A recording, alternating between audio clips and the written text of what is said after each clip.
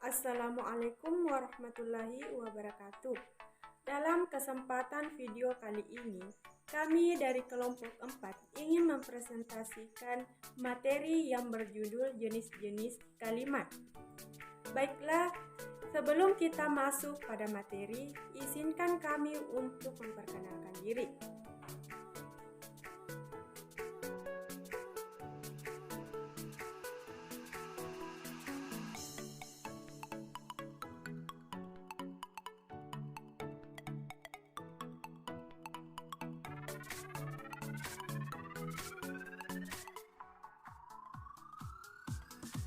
Sebelum kita masuk pada materi, yaitu jenis-jenis kalimat, sebaiknya kita terlebih dahulu memahami apa arti dari kalimat.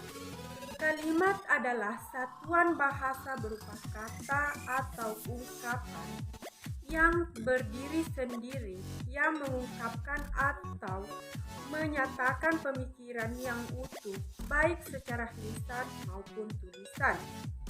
Adapun pola dari kalimat, yang pertama yaitu subjek atau pelaku, yang kedua predikat atau penjelas, yang ketiga objek atau sasaran, yang keempat yaitu pelengkap dari kalimatnya, yang kelima yaitu keterangan, di mana keterangan tersebut terbagi lagi menjadi tiga.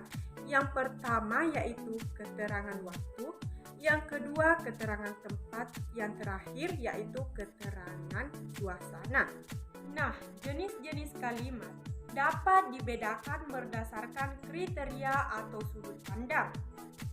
Adapun jenis-jenis kalimat, yang pertama yaitu kalimat inti atau kalimat sederhana yang merupakan kalimat yang hanya terdiri dari inti subjek dan inti predikat. Yang kedua yaitu kalimat non-inti, di mana kalimat yang terbentuk dengan pengubahan pola kalimat inti melalui proses penafsiran, pengingkaran, penanyaan, dan perintah. Yang ketiga yaitu kalimat tunggal, di mana kalimat yang hanya terdiri dari satu klausa atau satuan karangka yang menyusun klausa yang memberikan satu makna yang lengkap atau utuh. Contohnya seperti saya pergi ke sekolah. Yang keempat yaitu kalimat majemuk atau kalimat yang mengandung dua pola kalimat atau lebih. Contohnya seperti ayah menulis surat sambil adik berdiri di sampingnya.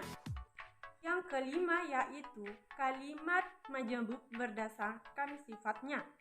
Yang pertama yaitu kalimat koordinatif, yaitu kata hubung yang dipakai untuk mengungkapkan dua klausa yang berkedudukan setara, seperti konjuksi yang termasuk adalah dan, dari, serta, melainkan, padahal, sedangkan, atau tetapi.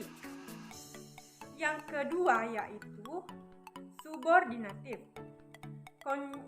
Kalimat subordinatif merupakan konjuksi yang menghubungkan anak kalimat dan induk kalimat, menghubungkan dua kalimat yang kedudukannya tidak setara. Mungkin itu saja materi pertama yang dapat saya paparkan. Saya serahkan kepada pemateri kedua. Nama saya Asmawati selaku pemateri kedua dari kelompok 4, yaitu kalimat mayor. Kalimat mayor merupakan kalimat sekurang-kurangnya mengandung dua unsur pusat, yakni bisa terdiri dari subjek dan predikat atau subjek, predikat, subjek, ataupun lebih dari itu, misalnya disertai contoh saya belajar atau saya membeli buku di toko. Kedua, kalimat minor. Kalimat minor adalah kalimat yang mengandung suatu unsur pusat. Unsur pusat yang sering digunakan dalam kalimat berupa predikat. Kalimat minor umumnya digunakan sebagai jawaban atas suatu pertanyaan, sebagai perintah ataupun seruan. Contoh kalimat minor, hai, tidak, atau halo. Selanjutnya, kalimat verbal dan kalimat nonverbal. Kalimat verbal yaitu kalimat yang dibentuk dari klausa verbal atau kalimat yang predikatnya berupa kata atau frase yang berkategori verbal. Selanjutnya nonverbal.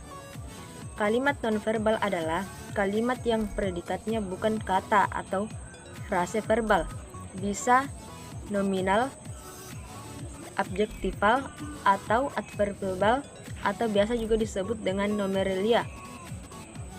Selanjutnya,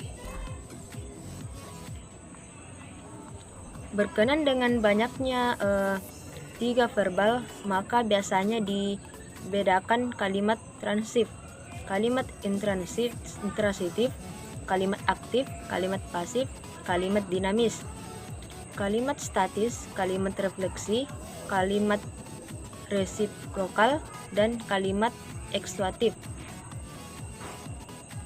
Kalimat transif adalah kalimat yang predikatnya berupa verba transif, yaitu verbal yang biasanya diikuti oleh sebuah subjek oleh verbal tersebut bersifat montransif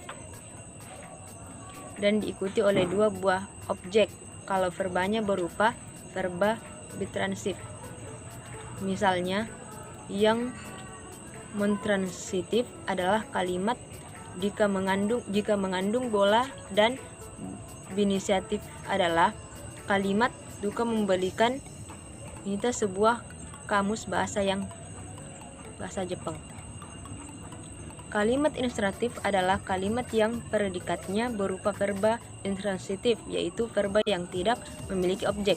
Umpamanya, kalimat-kalimat nenek menari, kakek berlari ke kamar mandi, ayah pulang, ayah belum datang.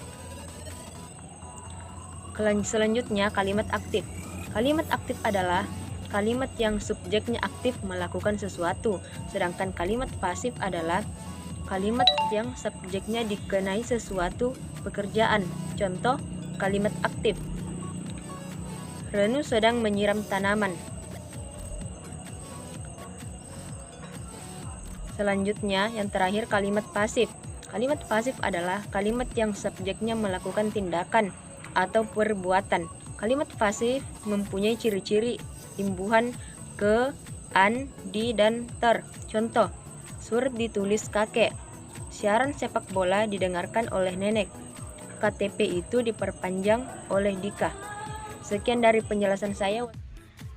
Baiklah, di sini saya akan memaparkan materi, yaitu kalimat dinamis dan kalimat statis.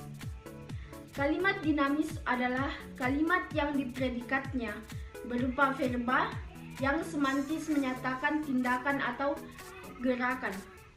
Contohnya, 1. Mahasiswa itu pulang. Contoh kedua, dia pergi begitu saja.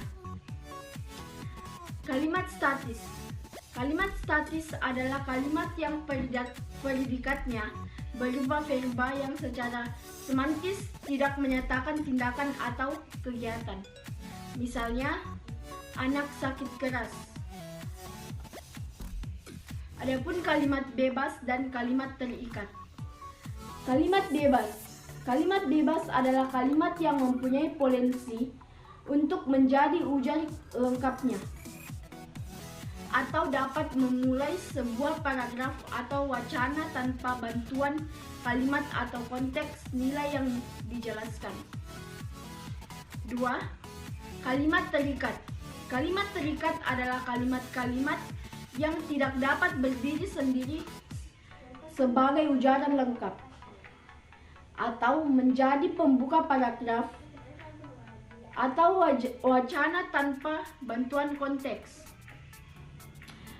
Intonasi kalimat.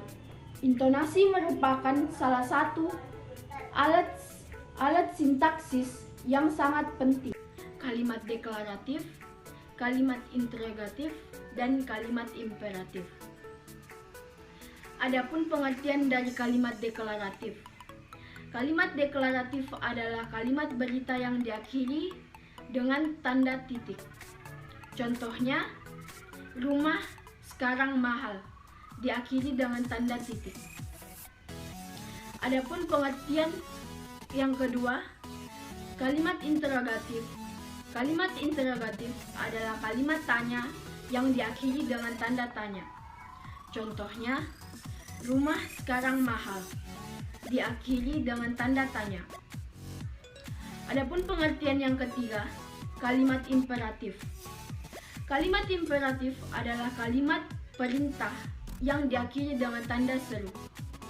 Contohnya, bacalah buku itu, diakhiri dengan tanda seru.